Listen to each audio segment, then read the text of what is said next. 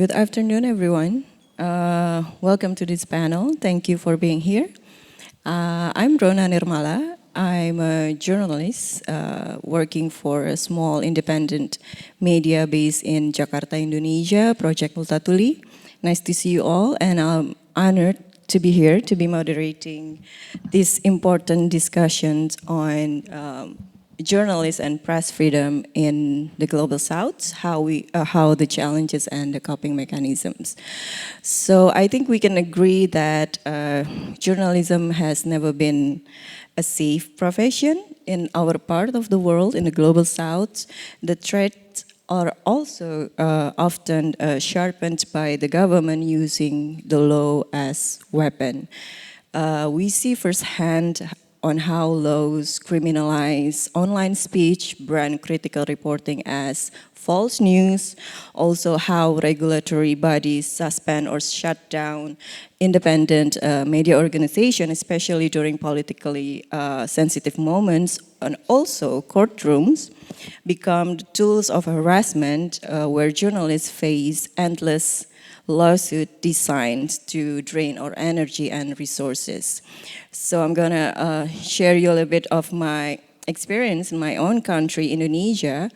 Critical journalists, even critical individuals, are now threatened with the so-called electronic information and transaction law, which has been used to criminalize online expression and investigative reporting that challenges powerful interests can be easily labeled as disinformation, where reporters face both legal and physical intimidation.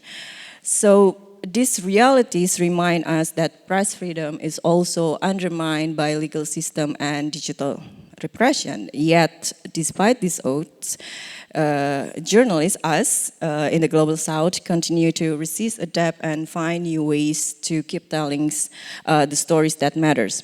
So today, we're fortunate to hear directly from three amazing journalists representing Africa, Latin America, and the Middle East. Let me briefly introduce to our panel. First of all, we have joining us from Brazil, Weslley Galzo, a reporter with Estadão in Brasilia, where he covers politics, investigates misuse of public funds, and human rights issues. Hi, Weslley. Hi, Ronna. Thank you so much. Thanks. Really happy to be here. Yeah, thank you, Weslley.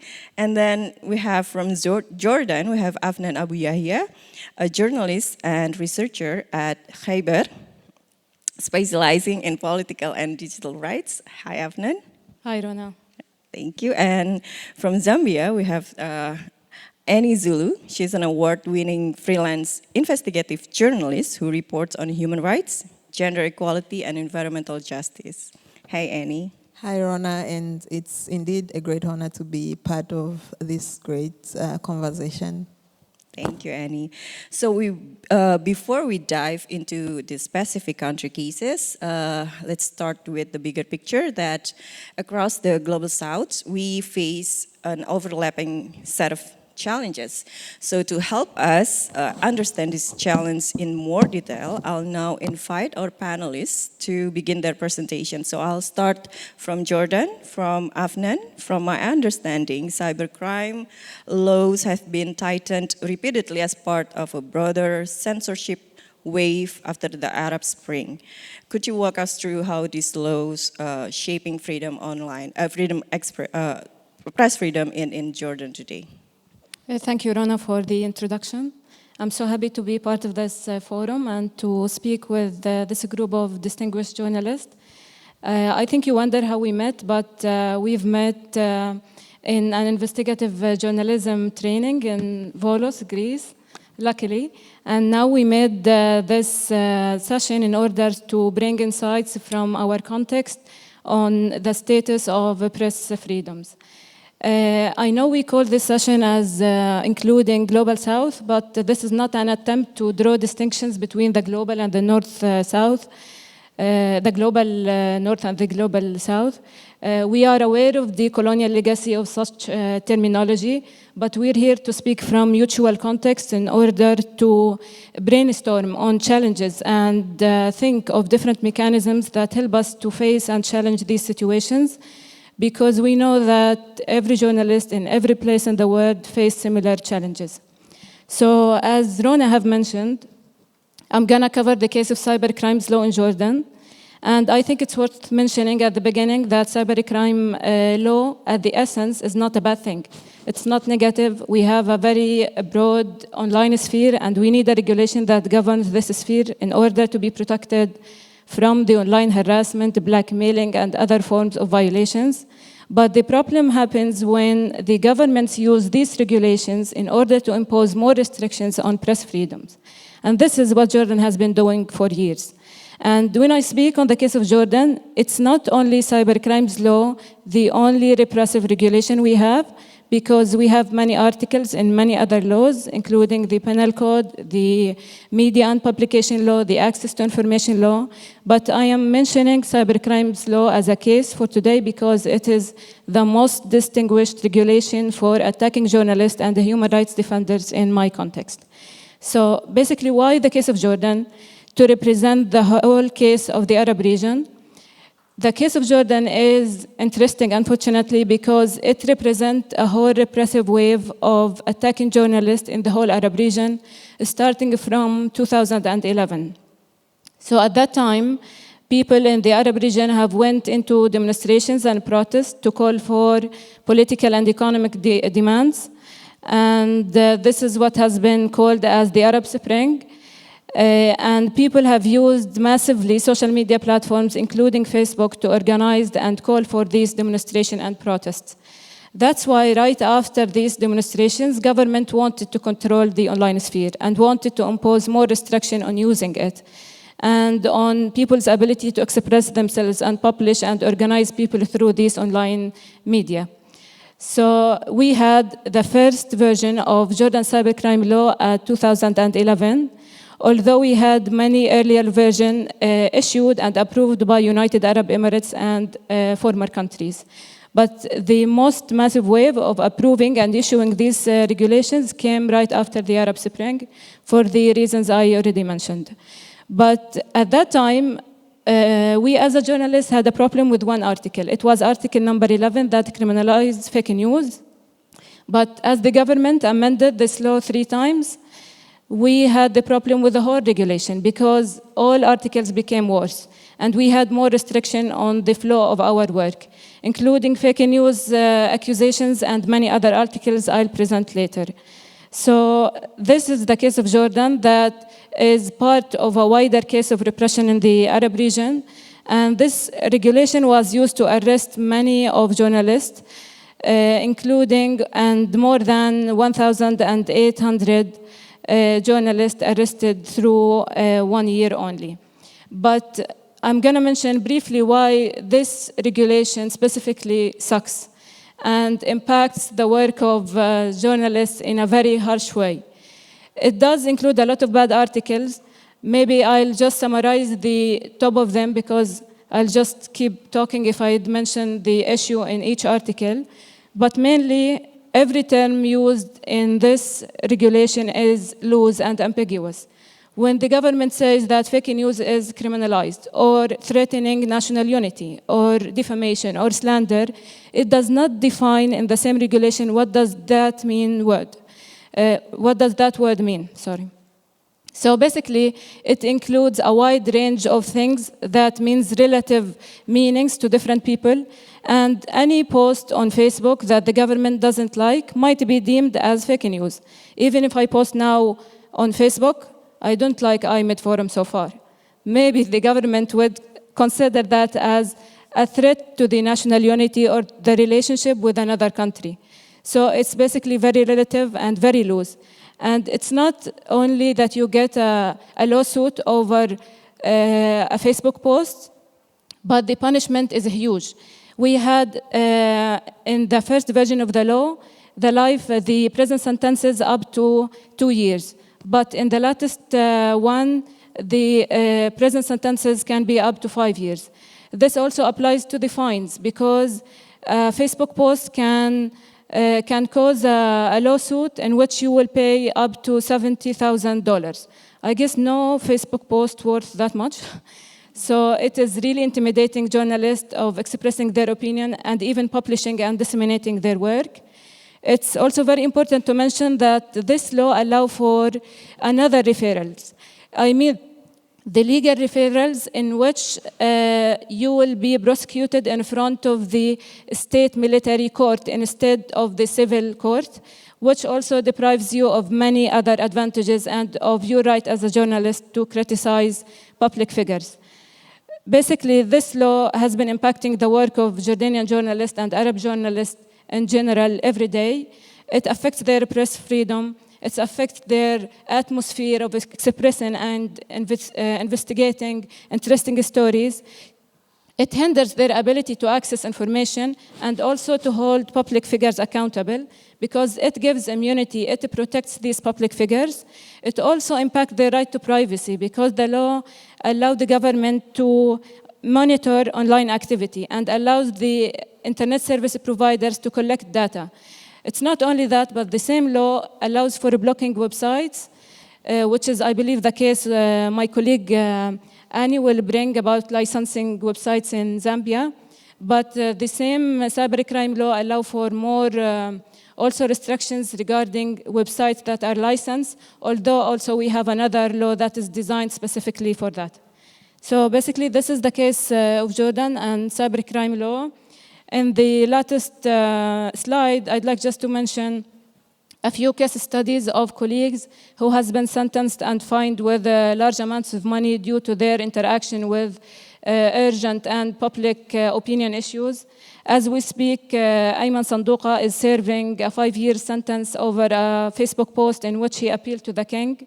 So it's very intimidating and censored atmosphere. And the situation have got even worse starting from the Israeli war in Gaza, since this law has been used also to censor pro-Palestine demonstrations and activity. Thank you, Afnan. You mentioned that cybercrime law has been described as part of a wider regional trend. So how does this law extend its influence across region, and what similarities and differences do you see between Jordan's law and and other media in the Arab region? You know, the way I look at this regulation isn't apart from the whole region, because for me it is just a distinction of this repressive wave. I saw at the beginning, I said at the beginning that United Arab Emirates had the first draft of cybercrimes law, which is in 2006, way before the Arab Spring demonstrations. But many Arab countries have got inspired by this law and by the very bad articles that it includes. So it is just an extension of what happened in many other contexts. And there is an interesting legal study I recall about, it is called Borrowing is Much Easier Than Thinking. And it talks how the legal articles between the countries in the Arab region are just transplanted instead of thinking about original, authentic articles that suits the context of each. Okay, that's very interesting, but let's move on first to another dimension of control, which is the regulation of broadcasting. So in many contexts, media authorities were established to promote professionalism and safeguard the public interest. But in Zambia, they become the instrument of censorship. Particularly around elections. So Annie, your work has shed light on how broadcasting laws are used in this way. Please take us through keys you've prepared. Thank you so much, Ronna. So yes, media regulatory bodies have continued to hinder press freedom in Zambia, my country, where I come from. We have what is known as the Independent Broadcasting Authority, the IBA, which on paper is created to regulate broadcasting, ensure professionalism, and also serve public interest. But in practice, it's a different case. It has become a double-edged sword. The authority has the power to issue licenses, suspend, or even cancel. But unfortunately, these powers are often being used as a political tool to control the media rather than protect it. There is also political interference in terms of who runs the IBA. The IBA board in Zambia, it's when it comes to appointment of the board is appointed by the Minister of Information and Media, and of course, we know who appoints the minister. It's the head of state, right? So what does this mean? What does having such a regulatory body mean to journalists like myself and the media at large? Well, firstly, it means there's a climate of fear among the independent broadcasting stations, especially when it comes to pursuing stories that are sensitive. They always shy away from pursuing investigative stories because they do not want to get their license revoked. And there's always that constant fear of, suspension. And of course, by the way, I'm a freelance journalist. For freelance journalists like me, it's the case is even a little bit worse because there's that self-censorship, because nobody will be willing to publish your story because they fear that their broadcasting license will be revoked or cancelled, especially if you are reporting on a very sensitive story, especially those that that seem to be criticizing the government. And just to bring this to light, I'll give you a few examples. We've had quite a number of TV and radio stations that have had their licenses suspended, even cancelled.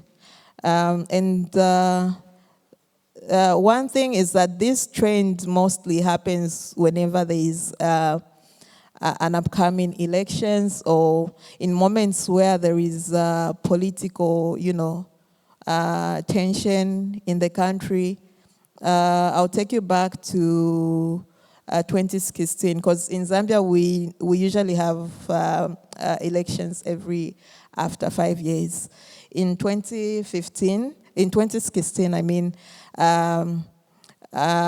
just before the general elections, we had 3 media houses whose licenses were cancelled by the IBA for criticizing government. Again, in 2018, it wasn't an election year, but we had one of Zambia's biggest independent TV being shut down by the IBA for writing stories that they said were, against the government, and they use the term public interest. And also, just in in 2020, ahead of the 2021 general election, again we saw the same TV station that was shut down back in 2018, shut down again in 2020, and a lot of journalists ended up, losing their jobs. So from these cases, you can see how the IBA is used as a political tool to suppress the media, and which I think shouldn't be the case. And one fact about the IBA is that every time there is change of government, you always see the new boards. There's always a new board whenever there is a change of government, and that also highlights how it is influenced politically. Thank you. Okay. So you mentioned that media outlets, especially broadcasting outlets, suspended or even shut down. So how do this affect the citizens' trust in the media, especially during critical time like elections, Annie? Okay, so I think when media outlets shut down like this during elections, really it shows that press freedom is weak and easily controlled by those in power, actually. This shutdown, Ronna, deny citizens access to balanced information, at the time when they need it the most. So in the process, they end up relying on public media and social media rumors, which later on creates trust and fear. So there is need really to ensure that the independent media is protected, because it plays a very, very huge role when it comes to balance reporting and yeah. Thank you, Annie. We've pretty much heard about the digital repression and also broadcasting regulation. Our third case highlights another pressure point, the courtroom. So in Indonesia, lawsuits also used as a way to intimidate and exhaust us as journalists, even without prison sentences. The physical and financial toll can be really enormous. So in Brazil, Weslley, you've extensively reported on this. Please walk us through the challenge you face when the legal system itself become the weapon. Of course. Thank you once again, Ronna. Thank you, Ahmed, and everybody's here today. Well, before going into the core topic of my presentation, I would like to share a few general facts about Brazil so that everyone here can better understand the context I'm describing. So, Brazil is the second largest country in the Americas in both area and population, only toppled by the United States. Brazil is known for having strong institutions, and in recent years has developed a very positive framework for public transparency. Highlight here is the 2011 Access to Information Law, which is the Brazilian version of FOIA. Although there are institutions and authorities that try to bypass this law, the predominant view among journalists and researchers is that it remains an effective tool for assessing public information. However, Brazil still struggles with the same problems and challenges seen across Latin America, especially in two areas that definitely affects journalism. This is political instability and high levels of violence. I'd like to share a study published by Reporters Without Borders covering data on violence against journalists worldwide from 2003 to 2022, which said that Brazil is one of the most dangerous countries in the world to do journalism. Well, now I would like to show some data to illustrate what I have said. The Brazilian Association of Investigative Journalism, ABRAGE, monitors cases of press freedom violations and violence against journalists in Brazil. In last year, we had 210 reports of freedom violations. Nearly 41% of those cases involved serious violence, such as physical assaults, threats, and attacks on media outlets. Over half of the attacks started online and then moved into the real world. We have in Brazil a serious gender situation. 31% of the attacks targeted women, and 31% involved state agents.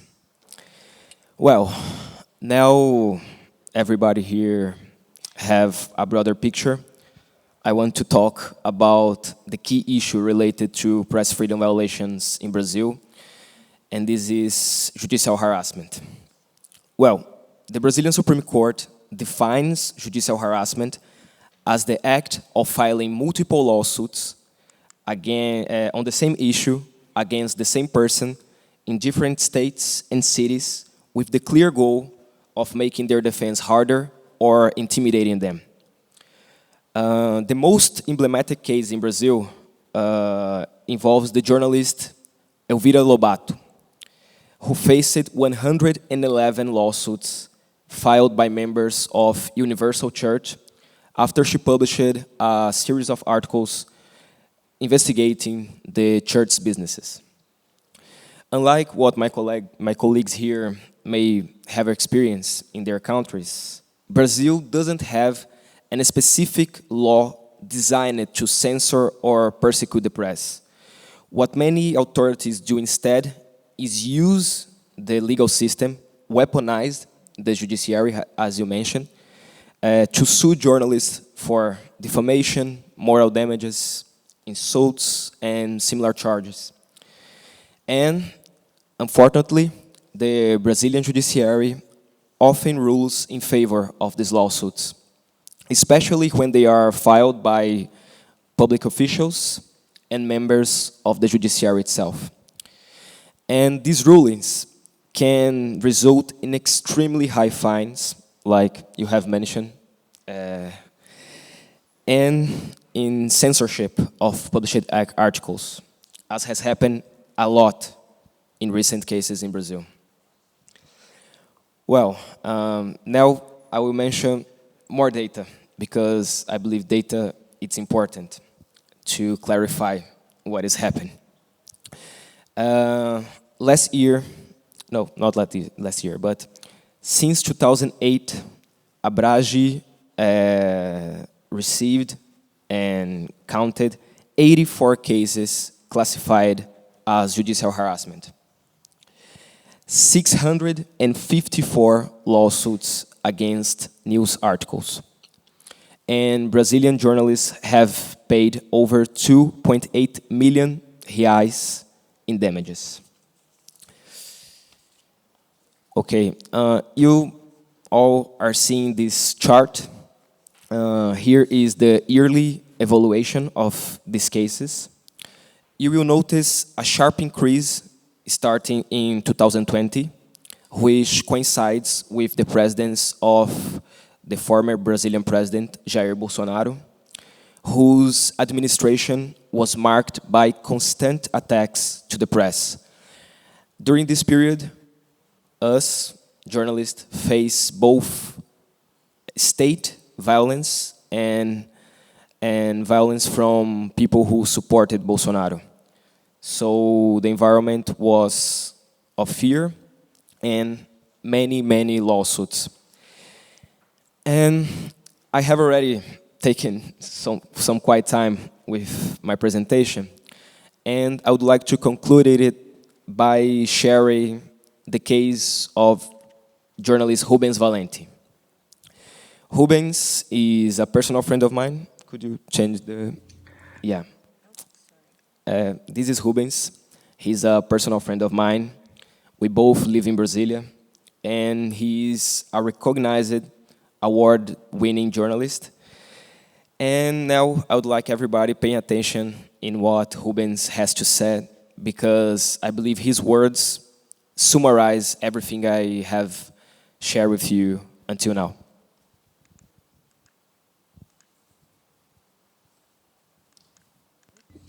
Hello, my name is Rubens Valente, a reporter for 36 years, and I currently work as a freelance journalist in Brasilia, Brazil. In 2014, I published a book about a federal investigation against a Brazilian banker.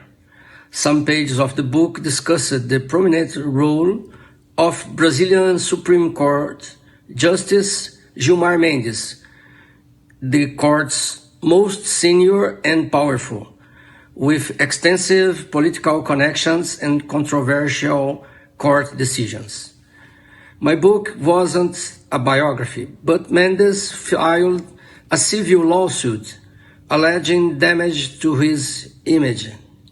The first judge to review the case acquitted me completely, explaining that the book contained no false information, inaccuracies, or insults to the minister. He, however, appealed and won with all his appeals, including the last one, which reached the Supreme Court itself. I was ordered to pay $66,000 in alleged moral damage, a very unusual amount for a case of this kind, and one that exceeded the court's own jurisprudence. Okay. So Weslley, the government often justify these laws as protecting security, morality, and even public order. So in practice, how does this framing affect journalism? For instance, does it push reporters towards self-censorship in your case? Of course.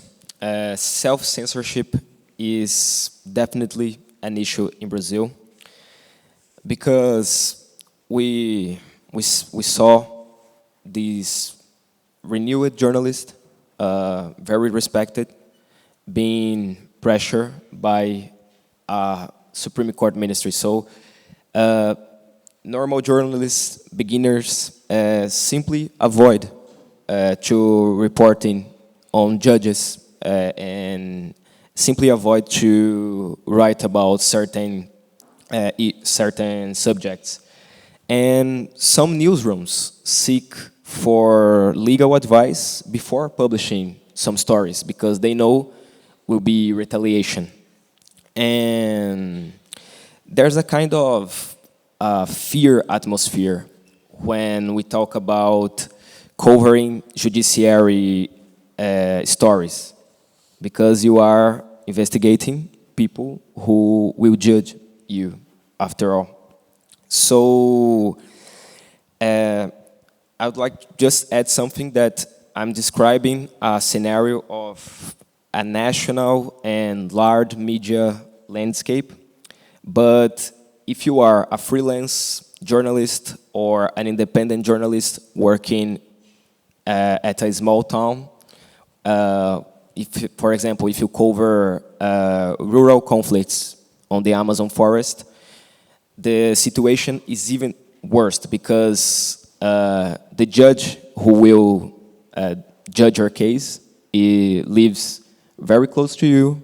He has so many power. He's so distinguished in your town. And it's really common that the violence escalates. So it starts in court and then moves to real word, and other kinds of threats. So, in the end of the day, self-censorship is a way to protect yourself. Unfortunately, it's a reality in Brazil. Okay, thank you, Weslley. I think we've now mapped out the challenges, whether through repressive laws, politicized regulations, or judicial harassments. So the next important question would be how we deal with this. What are the best scenarios we've done so far for the coping mechanism? So I think resilience and creativity keeping journalism alive, and I think we can learn from our panelists how the strategies they use to deal with this problem. So I would like to start from Annie. So Annie, what coping mechanism have proven most effective or for journalists and outlets in Zambia? Could you please share with us? Yeah, sure. So how do we cope midst of all these challenges that we have? Firstly, we keep showing up as journalists. We keep reporting because courage and persistence are part of our job, right? And when we tell these stories as journalists, we carry the voices of many, many people that are looking up to us. And so giving up is definitely not an option for us. And secondly, digital platforms. Of course, we have cybersecurity laws in Zambia, but digital platforms have proved to be very effective. I myself, I have used social media platforms like YouTube to get my story out there. There's an investigation that I did, and I posted it on, on my YouTube channel, and it has over 100K, views. So digital platforms are very effective. And also, we do have local media organizations that do advocacy for press freedom. We do have the Media Institute of Southern Africa. We have the Free Press Initiative. And the international media organizations such as the Committee to Protect Journalists, Reporters Without Borders, they've really been helpful in terms of advocating for for press freedom in Zambia. As you know, they have eyes everywhere. And also collaborations and, cross-border reporting. There are times whereby you have this great big story, but it can't get published by your local media outlets, because they are afraid that their license would get revoked. So you get to partner with another, maybe a regional media outlet or an international media outlet, just to get your story out there. And I always tell fellow journalists to take advantage of platforms such as this, just to network and talk to different people, because there are a lot of people that, editors that are, that doing the kind of work that you do and are willing to publish your story. Yes, thank you. So I have a follow-up question for you. If you only have one wish in the context of IBA's control, which one do you think that matters the most? Pursuing legal reform or building alternative platforms in Zambia? Well, I think we need both. No, just one wish. Okay, I would go for legal reforms. Yes. Is it possible? Well, it's a tough one, but I think it is possible if we can unite and pursue that. I think there is need for a lot of, advocacy for legal reforms, especially for media regulatory, bodies like the IBA, which I talked about. If it can be a little bit, not a little bit. It has to be independent. If it can maybe be, let them make it self-regulatory, unlike the current situation where we have, the government controlling it. Yeah. So if those media reforms can be put, into consideration, I think that would be great. Thank you.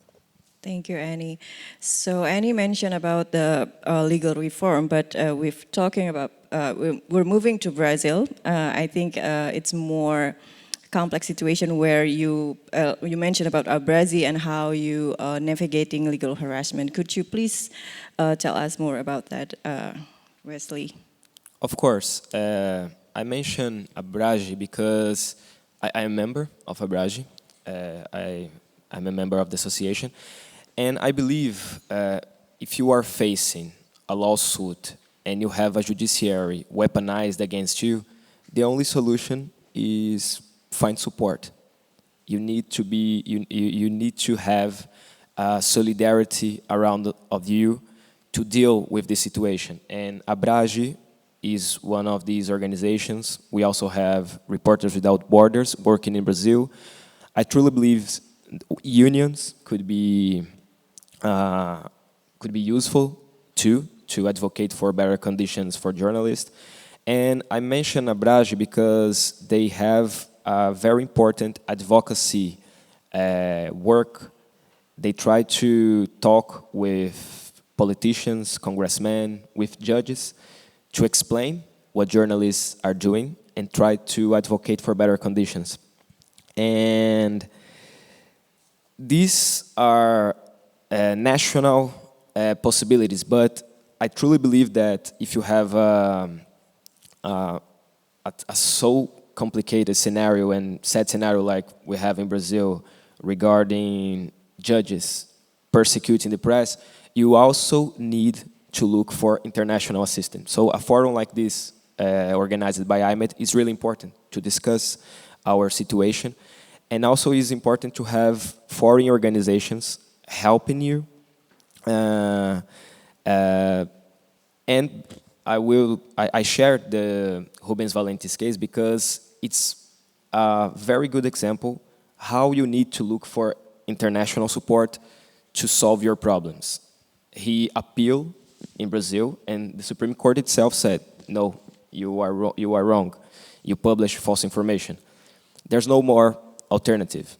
The only alternative is what is going on now. He appealed with Abrage's assistance to the Inter-American Court of Human Rights, and his case will be judged, got accepted, and will be judged soon. So, in the end of the day, is this: you need to organize yourself. You need to find legal assistance, and again, talking about Abrage, they are really helpful because you are a journalist being sued for powerful people. You need legal assistance.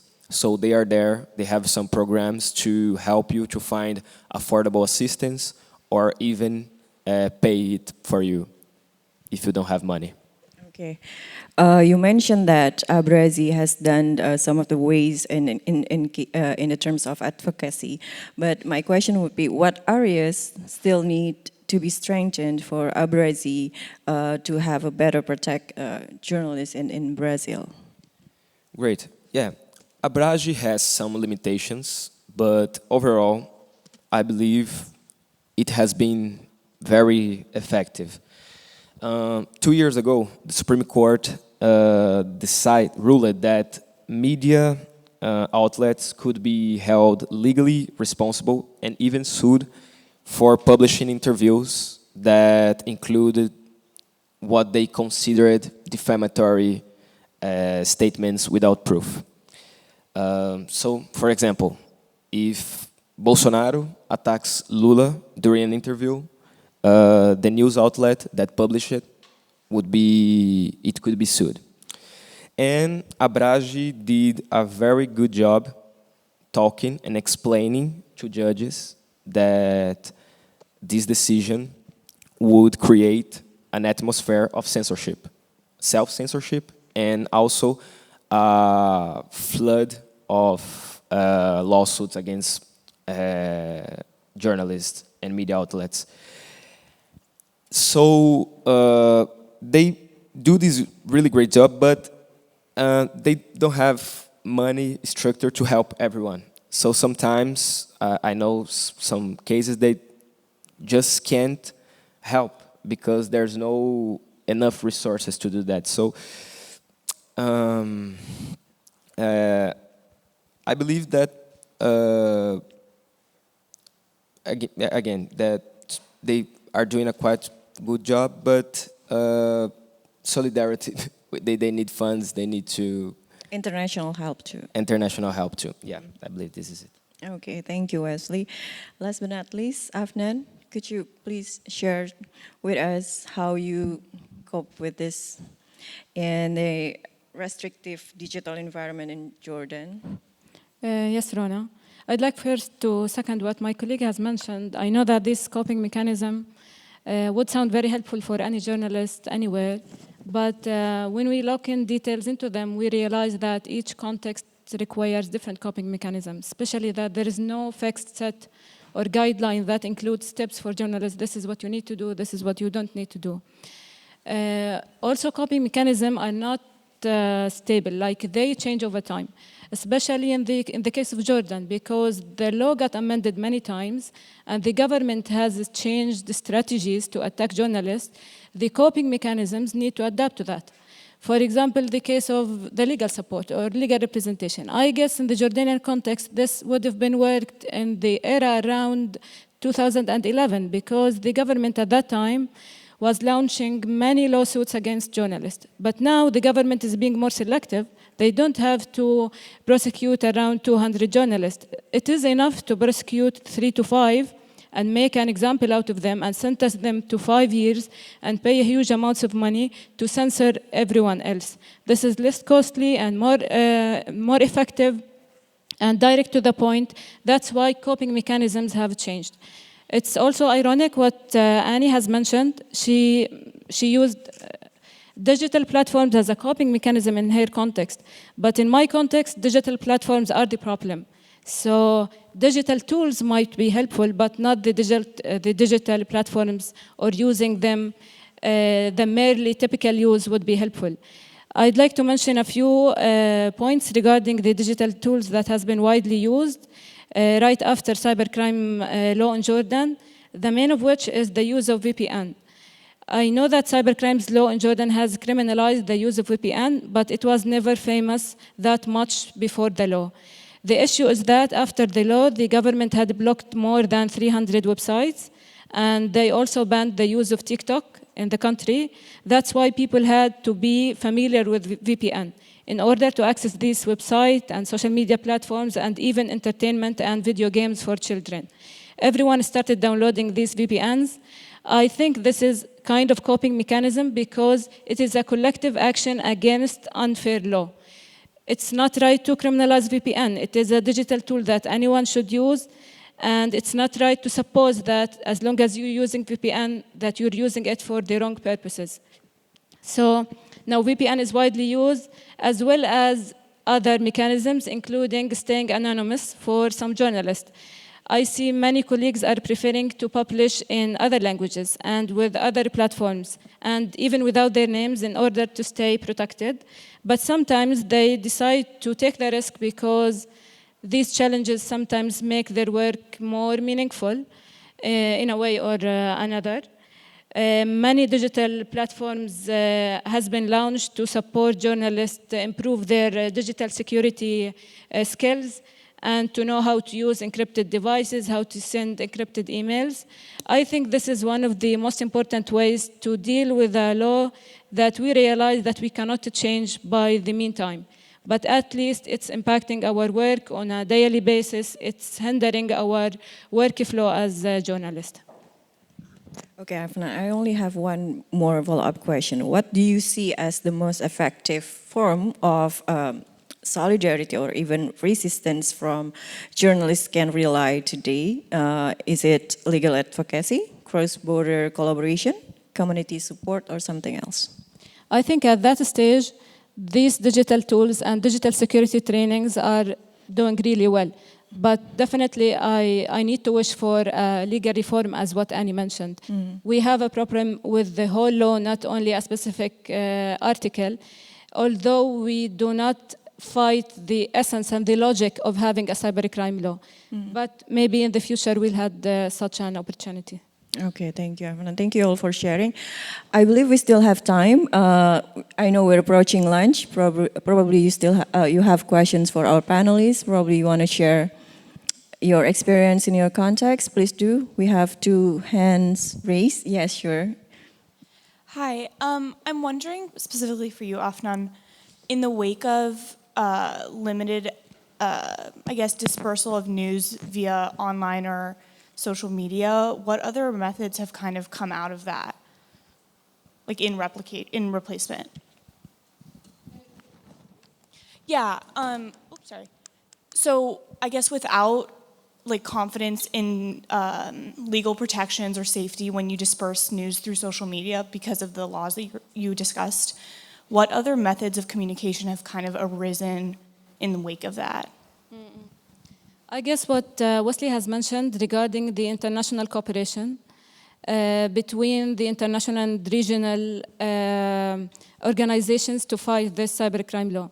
Unfortunately, by now we have this cooperation between governments because the governments in the Arab region decided to have a unified form of cybercrime law that is ratified in each country. But we don't have such a thing on the level of civil society, although it is more important to journalists to fight that. So I guess maybe a kind of cross-borders campaigning or direct advocacy would be quite helpful to face this repressive situation.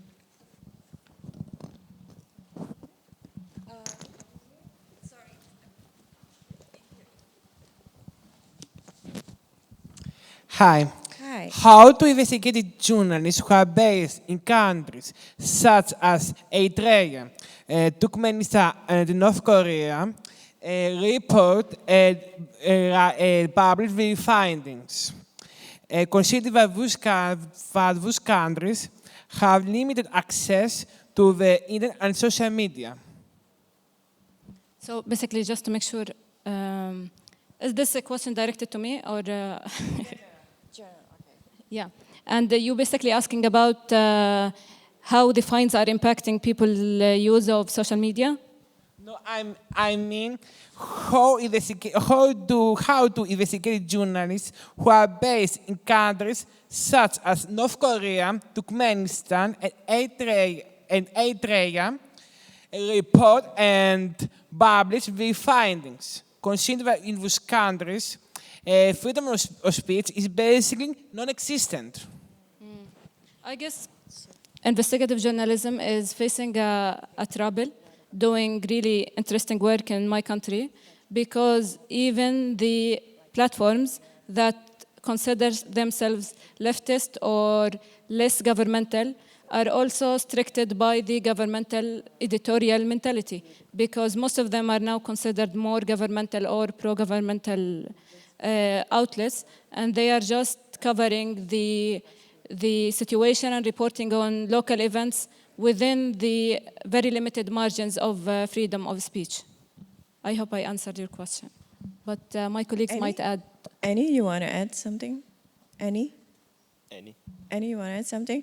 I think it's because we don't really experience ourselves how being a journalist in, for example, like you said, like North Korea, where the press freedom is almost impossible in there. But we can't share with you that it's also a challenge where the so-called democracy countries like Indonesia or other parts of the world is actually repressing the press freedom where it should be free. So yeah, that would be my question, answer. Thank you. Next. Thank you. I just wanted to ask about the other side of it, not necessarily the journalists, but how do the public and your audiences react to this? Are they aware of all the regulations that are happening and therefore skeptical about the news they receive, or are they less aware of what's going on and so are being highly influenced by the news that they therefore are receiving? Okay. How the public reacts? In Brazil, probably? Yeah. In Brazil, we are living in a polarized era. So the society is divided. And many times when a judge censors an article, there's patient reaction, you know. So really depends of what media outlet you work for to see the reaction of the audience. But because in many cases people will support the judge's decision censoring a huge investigation, but sometimes we will have mass demonstrations of support to press freedom. Like there's an important independent vehicle in Brazil called Agência Pública that published a series of interviews and articles explaining how the former president of Brazilian Chamber has raped his wife, and a judge censored the series of articles, but there's a huge wave of supporting the media outlet and trying to express how the public would like to read these stories. So it depends, but we have both cases. We have demonstrations of hate and demonstrations of support. Yeah, it's important not to depress people anymore. We can have one more question, I think. Hi. I just want to say it was very interesting, and also to commend you all for continuing to report in such difficult circumstances. My question is about big tech companies. A lot of people access journalism through Google or through social media. Is there anything that you would like to see these kind of big technology companies, based mostly in the States, what they can do, if anything, to kind of help you get your stories out? I'm so happy that someone brought this up, because there's a huge role that tech companies can play in this situation. And as part of Jordan's cybercrime law, tech companies are required to open offices in the country, otherwise they'll be shut down. So the government wants these offices, so their requests of data and information are being answered faster. But this has not been happening yet. Like, the government has not banned any social media platform until now, except TikTok, for other reasons, regardless the cybercrimes law. But what tech companies can do in that regard is not to comply to this request by the government, not to disclose people's data that they are obliged to protect, and also to make better algorithms, because their whole designed system of algorithms and content moderation is biased, especially towards the Arab content and also, as you know, the pro-Palestinian content during the latest 2 years. Okay, to summarize, big tech are also part of the problem in our countries, right? So I think that will be all. Thank you all for your insights. Yes, we have challenges, but you know, these guys sitting here are the most resourceful and I think also stubborn one to keep the stories matter alive. Let's give a big round of applause for our panelists and for you. Thank you for participating. See you.